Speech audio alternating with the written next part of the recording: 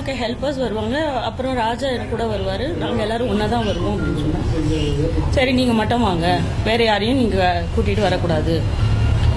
இது எல்லாமே சரின்னு நாங்கள் போயிட்டோம். ஏதாச்சும் அது எதையுமே நான் எதிர்பார்க்கல. அங்கே போய் பார்த்தா அங்கே போலீஸ் இல்லை, அங்கே ப்ரொடெக்ஷன் இல்லை, அங்கே யாருமே இல்லை.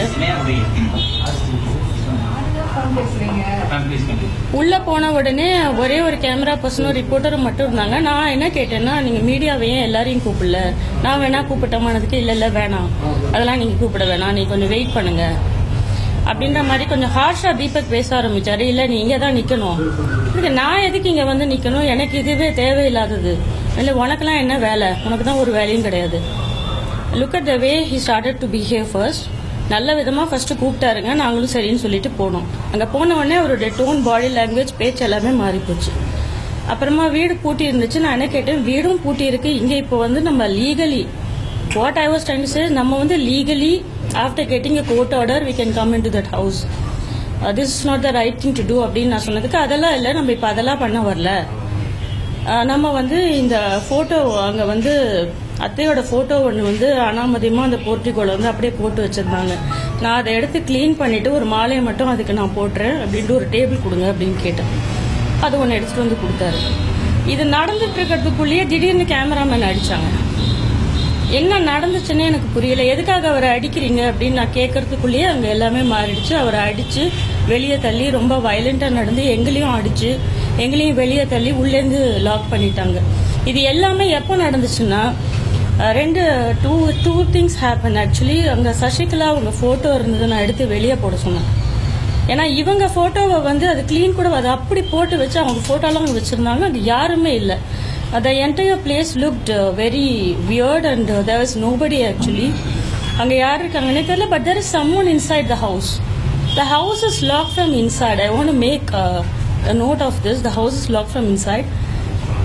ஆனா எதுவும் அங்க நாய்ஸ்லாம் இல்ல. உள்ள ஒரு சர்வன்ட்ஸ் மட்டும் ஒரு 4 பேர் இருந்தாங்க. அந்த பழைய குக் வந்து அங்க வெளியே வந்து அவங்க திடீர்னு கத்த ஆரம்பிச்சாங்க. அந்த ராஜம்மான்ற குக் வந்து she started shouting. She was very hysterical.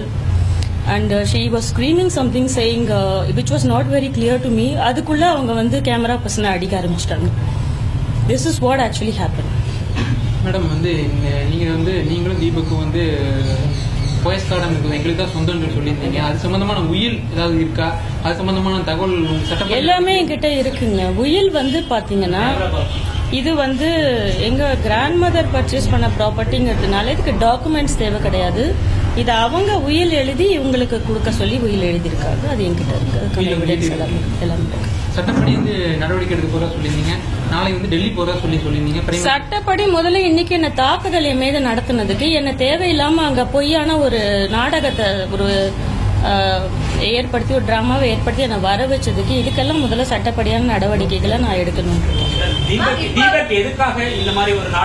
என்னை கொல்ல சதித்திட்டம் நடந்து கொண்டிருக்கிறது.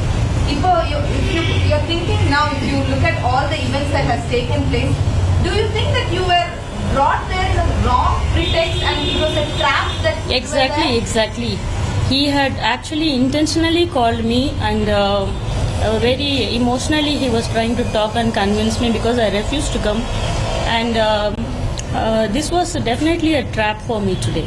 And who else were there? TTV side irundangala? அவங்கெல்லாம் யாருமே கிடையாது. அங்க இருந்த நான் ஐடென்டிஃபை பண்ணக்கூடிய ஒரே person was the former cook of Madam Jayalalitha. How many she were there? I think has been around for the last 30 years or so, but I found that she was very hysterical. She was screaming and she was trying to say something. They took her inside. Those 2 men who were there. 2 பேர் security இருந்தாங்க. நான் இப்போ அதுல கூட நான் காமிச்சிருந்தேன் இவர் தான் அதை பண்ணாருன்னு சொல்லிட்டு. அவங்க தான் அந்த மாதிரிலாம் செஞ்சாங்க. So ma'am, are you trying to say that Deepak by inviting you there, was it a death threat of sorts? It could have been. Because of the camera person I came out. Otherwise they would have locked us inside. That was the plan actually.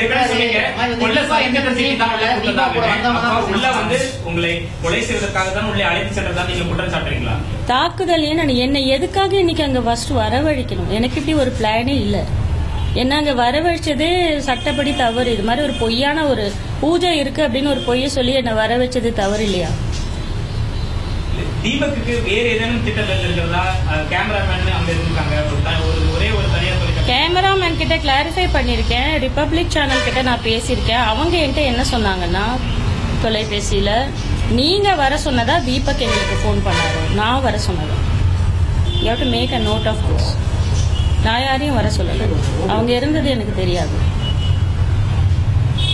Madam பிரதமரை சந்திக்கிறத வந்து நேரம் கேட்டிருக்கா சொல்லியிருக்கீங்க. இல்லை, நான் ஏற்கனவே இந்த formalities எல்லாம் நான் வந்து நேரம் வந்து ஒதுக்கிருக்காங்களா, டைம் எதுவும் ஒதுக்கிருக்காங்க? இனிமேல் தான் ரிப்ளை வரும். எப்போ வந்து டெல்லி போறதா இருக்கீங்க? அந்த மாதிரி எப்போ அப்பாயின்மெண்ட் கொடுக்குறாரோ அப்போ இமீடியட்டா உடனடியா நான் போய் வர சந்திக்கலாம். தீபக் அவர்கள் சொல்லியிருக்கிறது வந்து அந்த வீடு மற்ற 1991 முன்னாடி உள்ள சொத்துக்கள் எல்லாமே உங்களுக்கும் அவருக்கு சொந்தன்ற மாதிரி சொல்றாரு. இப்போ நீங்க சொல்றது பார்த்தா சொத்தை வந்து அவர் தனிப்பட்ட கைப்பற்ற ட்ரை பண்றது நீங்க நினைக்கிறீங்களா? அது எனக்கு தெரியல. ஆனா ஏதோ ஒரு திட்டம், ஒரு தவறான முயற்சி, ஒரு திட்டம், நிச்சயமா ஒரு சதி திட்டம் இருக்கு.